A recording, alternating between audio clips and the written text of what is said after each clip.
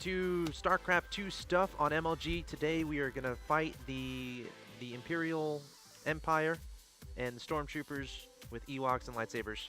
It's the Stars What's War happening? League involving Stars War. In all seriousness, this isn't anything about Star Wars. I Wait, know what? a lot of people. No. Oh, it's Stars War, not. Yeah. I get it. See, Nick came in today. He thought we were doing Star I Wars did. stuff. I was so excited. I got my lightsaber here. I've got my force shield, and You watched. Yeah. You watched. So that's why you were watching Star Wars all weekend. There was yeah. like Nick was literally I was just watching Star hyping Wars all myself weekend. up. Okay. Well, It was I'm for sorry to work. It disappoint was you. for work. It was for work. Yeah. I'm sorry to disappoint you. Maybe we can inject some references to Star Wars as this goes along. But what you guys are watching is the semifinals of a pretty heavily invested tournament. As far as there's a lot of money at stake. That's right. I think it's 15,000 or 16,000, somewhere in that zone. Of course, $10,000 for first place, and then there's other money distributed elsewhere. Yep.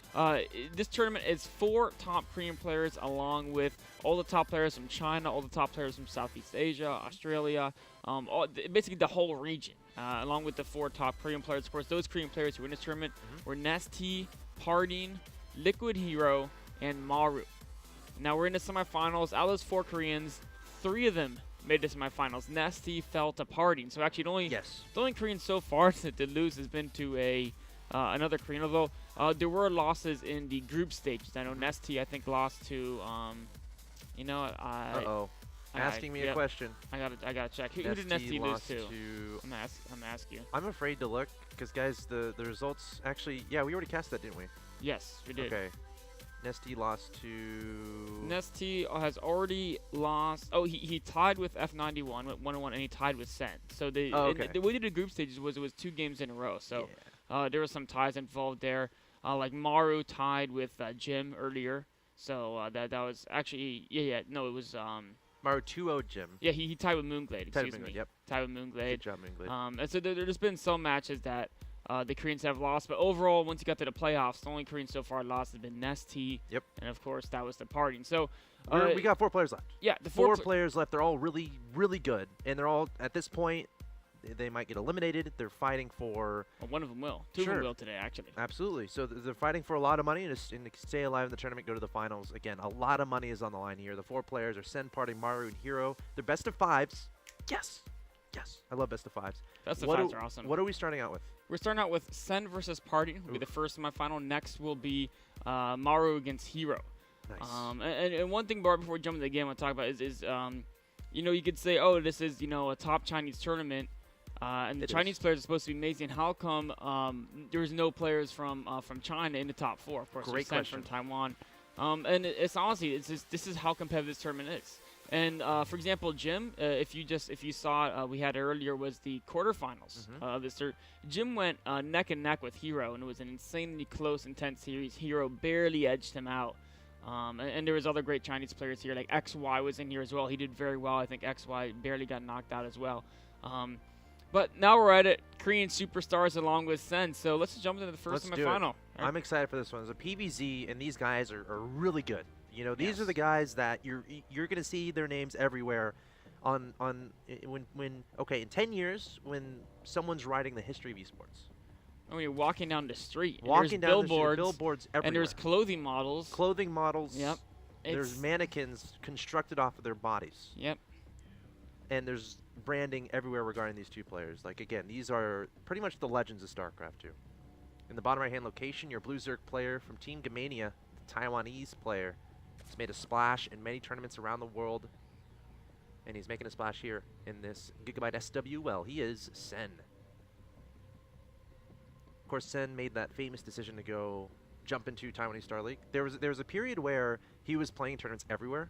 Like, he was playing in NASL. He was playing in, I think, GSL, maybe. Or something. He was traveling a lot, and then he made that decision to kind of limit himself to the Taiwanese Star League. And that was a situation where a lot of people were surprised, because a lot of people thought that he would, stick to the international scene. But he's like, you know what? I'm just going to stay in one place in the Taiwanese Star League. I'm really going to focus on that. And he's been doing great things there in that pro gaming environment. That's set in the bottom right. At the top left, I present your Red Protoss player representing team SK1. He is Parding. And there's a lot of storylines behind Mr. Soul Parding. Train. Yep. What's your Tickets favorite? for sale. Tickets for sale. What are your favorite historical facts about Mr. Parting? Historical. Ooh. Yes. You know what? I love his confidence. Mm. I mean, that's not an exact date, but like every tournament, every interview, he's always so super confident. I love how he's such a mechanically focused player. He doesn't really try to outsmart people. He just tries to like just outsmash them. He's just so Sure. confident that he's the better player in his interviews and in his gameplay. It's you can really tell it. There's players who they're very good. In fact, actually, a really great example is Maru. Maru, who we'll see in the next semifinal, the winner of the most recent the WCS Korea. Yes. Very, very, very good player, Maru. And when he plays people, he wins almost all the time, right? He's one of the very best players. He's a machine. Yeah, he's a machine. But if you look at him also, he doesn't play quite with the same confidence of partying. Like, he thinks, what do I do to beat this guy? And then he figures out a plan to beat him, and he does it, right? That's how Maru plays, and that's why he's so super successful, or a big part of it. Obviously, he's insanely talented with the mechanics, too. Partying doesn't even do that. He's like, who am I playing? Oh, I don't care. I'm just going to just do my strategy, and it's going to kill him because I'm way better. Like, that's literally what he plays. It's just like, it works. I don't need to do anything special. How much money did he win in the last 6 months of 2012 or 2013? What was it where he made that? It's somewhere like $250,000, I think. Yeah, he literally like there's maybe 200,000. A 3 to 4 month period where he made $200,000. It was pretty brutal. Like that is. Of course, half of that was from winning WCS Global Finals of 2011. So he's actually the current WCS super champion, you could say. He was last year's WCS champion. This year, of course, there'll be a new one crowned at BlizzCon. It's coming up in, I think, about 2 months. And then he got invited to SKT1. Yes. Which is massive. Like, With so a on big top of salary, that too. 3 to 4 month period of winning however much money he won, a lot, I think we can understand, unless you're a billionaire and you're watching this, in which case you should donate to my PayPal, thanks. So he got invited to SKT1, which is a huge deal. This is Kespa team. They're like full of pros. They're super serious. It's like if you're going from, you know, the minor leagues to the major leagues kind of a thing in a sense. Yes. I think it might be okay putting it that way because, you know, Kespa, they're super serious. Their gamers are the best in the world. They are. And Parting got an invite into that environment, which is huge for him, and a lot of money to come with it. Yeah, and it's money. It's a training environment, like you said, and it's a lot of opportunities as well to you know, compete in Pro League, where you get probably the most sponsor attention of any tournament in the world comes from Pro League. I would say. Yes. Just as far as getting out there in front of, you know, where the most people can kind of see you, who are participating in sponsoring esports events. Yep. It's a legendary environment there. And if you're watching WCS Korea recently, Parting's been looking stellar. He was in the group of death. He was in the group with Flash, Maru, and Kangho, who's been looking really good lately. And that was yeah, also formerly known as Lucira. And that was a really intense group. I encourage you guys to check out those games. I think it was 2 nights ago, or last night even maybe. No, it wasn't last night. It was 2 nights ago. Maybe it was 3 nights ago. We got a little bit of poking here. Parting actually making a lot of stalkers here. Sorry to cut you off there. Yeah. What do you think of this move here? You know, I like it. He has a recall available. Obviously, if you know, there's enough Zerglings, they can try to trap the stalkers as they come in here. But the whole goal, the goal is like, you know what? I'm just going to try to force out Zerglings and not drones. Make Sen not drone. If you look at Sen's drone count, it's only 41. Zergs really want to drone unhindered to at least 55. Spinco is saying, let me root. Let me get into the ground, please. But the stalkers are like, no way, Jose. Get a micro away from those Zerglings. And okay, so how did he make these stalkers? Did he just made one gate? One gate, and he just gatewayed them all out, for lack of a better term? Actually, 3 of them might have been warped in. Okay, so that's what I was thinking. Because he did have 3 gates here. So, yeah, so he made one stalker in the beginning. To be safe, he made a couple sentries early as well. You know, just to cover early. So speed's just started. Oh my god. He doesn't even have to recall, actually. Yeah. I thought there'd be speed out. You know, Sen's really getting a ton of Zerglings. Now going back into drones. Yeah, he has enough and now. And the third base is being taken by Parting. That's Look at this guy. Super cheeky cool. I love this build. Yeah. This is really cool. Now, of course, this is a build you have to be able to be really on top of your mechanics to do, because there's a lot of people like, I can walk around with stalkers and be annoying, but if you're missing probe production behind this, you're missing anything in your macro. Your macros are absolutely perfect. I mean, look at Parting. He hasn't missed a single probe here. In fact, if you look at workers, he's even with the Zerg at the, you know, I mean, it's like 840 mark. Sure. He basically hit 50 workers at the same time the Zerg did, which is very rare. Well, no, I mean, it's not insanely rare, but it's because he's been, while he's been, you know, in front of the Zerg, microing his stalker as well, never letting him get trapped, he's also been macroing at home like a monster. Sen going for a 1-1 upgrade, and now what's going through Sen's mind right now? I mean, he sees these Stalkers poking forward. Does he have any knowledge of that third base? Oh, actually, he's going to try to swoop in here. There's the recall. Does he have any knowledge of that third base? I don't think he's spotted yet. He's oh okay, yes, he actually has. Sorry. So what's his plan from here? I mean, he's teching up, going for that 1-1. But can he really do anything with these lings is my question. No. His opponent already has those 3 bases, so maybe just take a 4th right now as Sen? Yeah. Or maybe go straight to mutas or something? A 4th would be nice, and he's either going to go to mutas or he might go straight to hive. We did see him in the quarterfinal match. Like ultras type thing? Look at 17 drones in production. He was playing, who was he playing in the quarterfinals? It was top. I think he was playing against the Protoss top, if I remember right. Maybe I don't. In any case, I remember he had a match in that quarterfinals where he tried to get straight to Ultradus, and the other Protoss had this crazy timing. They got him right before he hit that timing. He played against Maxed. Maxed, okay, that's what it wasn't top, it was Maxed. So, I think that's what he's going to do here again as well. In fact, we see Hydra Stun and 4 spawns in production. The Hydra Stun is like a precautionary move in case there's a mass gateway timing. He wants to build Hydrodus. Right, but he's not even upgrading a missile attack, so it's not like he's wanting to invest a lot into the Hydras. Good point, though, there. Yeah, his goal going forward is really going to be going to Ultraless. Yep. But that's going to be tricky. If you look at partying, he's right pushing with a lot of Blink Stalkers here. And a lot of gateways are coming up. I mean, he's going to be on about 10 different gateways. It's going to be very, very hard to stop. At the very least, a 4th base is going to get denied here, I think, which is already mission accomplished for partying. Yes. At the very most, for lack of a better term, he can win the game. But I don't expect that to necessarily happen. 5 Hydras in production. I don't know how well the Hydras are going to do, though, because Blink Stalkers in high numbers can actually do very well against Hydras, and especially Parting's micro with his force fields. Yeah, it's Party is micro, but it's also the way the game's played out. Parting's been ahead in macro the whole game. And Hydras are a unit where you kind of have to be ahead of your opponent in economy to make them work, and that hasn't been true this game. In fact, it's because of the way Parting opened and the damage he's able to do. He's been the one in the economic advantage. So, like, Stalkers versus Hydras is often basically who has more. And looking at it, it's pretty clear that Parting has more now, and he's pushing forward right now. Isolating units to force fields, continuing to warp in reinforcements, using that pylon. This is a great timing. Yeah. He's basically hitting right when his 3 bases kick in, and that was the big leap he made in this game, going for that very fast 3rd base, and now he's charging forward with a bunch of Blink Stalkers. Remember, the Stalkers he had earlier in the game, they're in this composition. They're still alive. I don't think he's lost many units at all. And he's going to blink forward. Yeah, he's only lost 4 units, and it's the 12-minute mark of the game, and he's blinking forward to his opponent's 3rd base. Very close to a perfect game here from Parting. And Sen, he can't even access his 3rd base to help out. His Hydras are like, let me help out my friends at 3rd base, but Parting's like, you know what? No, I'm going to force field you off. You shall not pass. Yeah, great play by Parting here. His 3rd base is dead, and what's worse is losing this base would have actually been okay if he's going to Ultradus against a relatively low-tech Protoss, if you could have gotten all the drones out to this base. But instead, it was just a massacre. Just all the drones died. He had a lot of units that died out there. 13 more drones in production, by the way. Yeah, he's only at 48. I mean, 48. We do see Parting playing it safe and retreating as he's low on force fields, and almost more importantly, on creep, it's a little bit more difficult to fight when you're this far into creep or reinforcements where it would be further away. And of course, even if you blink backward micro against a Zerg on creep, they can chase you down so fast while the blink is still on cooldown. So Parting's playing it safe, waiting for, basically the observer to clear creep. He's going to get a Crosshair or 2 to help the base. I think 4th base is going to be on his mind. I mean, he has 1,000 minerals, which is great. Mothership, once the Mothership comes out, he can start to rebuild that.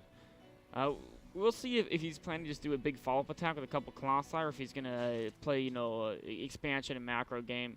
Going forward, he is going to go on attack again. He should, here comes Observer. He wants to really start pushing that creep back. Nice. He doesn't want to wait around too long, because while he's winning, his army is very Stalker heavy, so if the Zerg got up like a bunch of Infestors and a bunch of Ultralists, ooh, there's stuff going on in the main, fall apart. by the way, of Sen.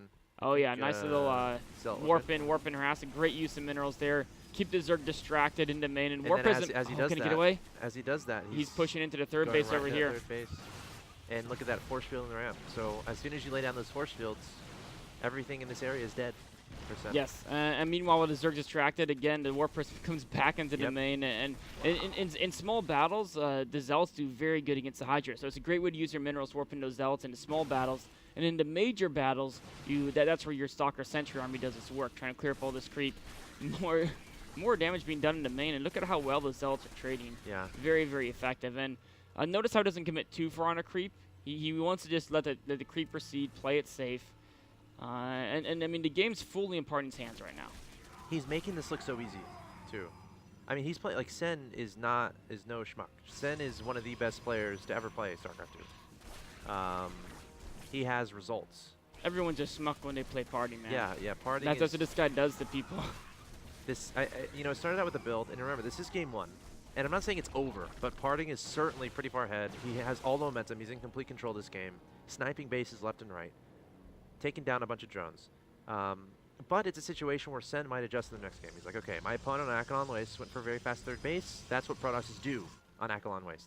So maybe Sen picks a map where he can more easily predict what his opponent's going to do, and he can, you know, make a bit of a different decision. But it's a situation where he went to Hive, and I think his plan was to go for Ultras, but his plan has completely changed.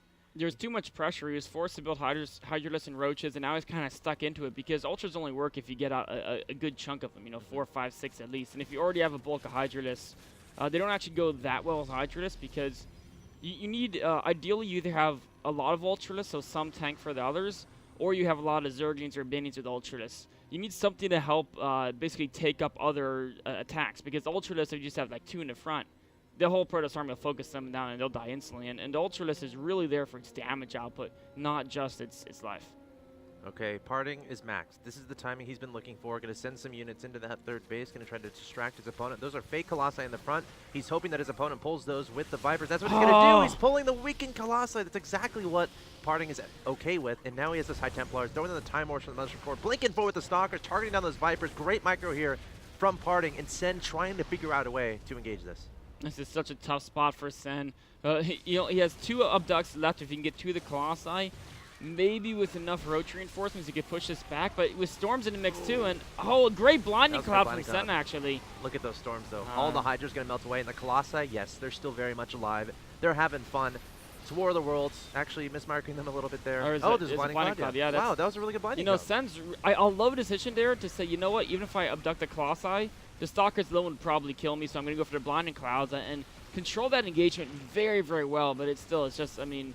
Parting is absolutely everywhere. He's killing the base As that was happening, guess what Parting was doing? A million other things. Sending Zealots toward that fourth base, taking it out. And now this third base is going to be vulnerable on the right-hand side. Sen desperately making 11 roaches. Speed isn't even done yet, though, and there's the GG. What a great game there. Yeah, I mean, that's Parting at his finest, you know. There's no, like, cute build order gimmicky stuff. He just gets in your face, and he just outplays you. Gets in your face, gets in your base. Yep, he gets in all the bases. He's pushing to front, he's hitting the back. Very just standard technical play, and execution is always so precise. You can know it's coming, but what are you going to do against it? I guess Sen is going to have to figure that out because Sen is down 1-0 in this best of 5. So this good news is a best of 5 here for Sen, so he has some room to come back. He's kind of identified this strategy that Parting used, going for the fast third base, being aggressive those initial 4 Stalkers. I love that. Oh my gosh, like I'm a guy who just like, I don't like waiting. It's Protoss, like a playstyle of Protoss is just waiting, expand, hope your opponent isn't doing anything scary, and just defend against anything he throws at you. I'm the kind of guy who likes getting units on the field and kind of dictating the momentum of the game. And that kind of a build there from Parting kind of did that. Getting those initial 4 Stalkers, getting the Mothership Core. What would that be weak against from a Zerg? I mean, it's kind of map dependent. If a Zerg got faster speed, and built like it stopped drones at about 40, but already had speed almost done by that point. Maybe like starting to speed even before the third, or that's kind of risky because Parting would see that with the drone. Maybe right as he starts a third, starting to single gas and getting a faster speed. The speedlings would kind of shut that down. But on this map, it's still fine because by the time that would happen, your third is still safe. On a different map, it might be a little trickier to defend a third from speedlings. You can wall in a cannon, but they might get a Nexus cancel or something to help compensate it. Overall, very strong. A lot of people, what's very important about that is he got 2 sentries before he got the warp in. So that if there was some Zergolem, because so he made a Stalker sentry out of his exactly. Gateway? Okay. Yeah, and if you have your units on the field, you have the most important on the field. If your opponent does some like mass speeding Roach Olin type thing, what happens? You might have to recall, and then you have no photon overcharge. Or maybe they just hit your natural, and you have to recall back. Either way, if they hit your army or you're forced to use energy there, if you don't have those sentries, your defense could be very vulnerable. So. Yeah, sentries so important. Well, cool, and Mothership Core obviously is instrumental in that as well. So, wow, very cool game there between Parting and Sen. Parting is going to be up 1-0. Remember, this is a best of 5. The winner will advance to the finals of Stars War League Season 3. Guys, stay tuned. Game 2 between Parting and Sen coming up.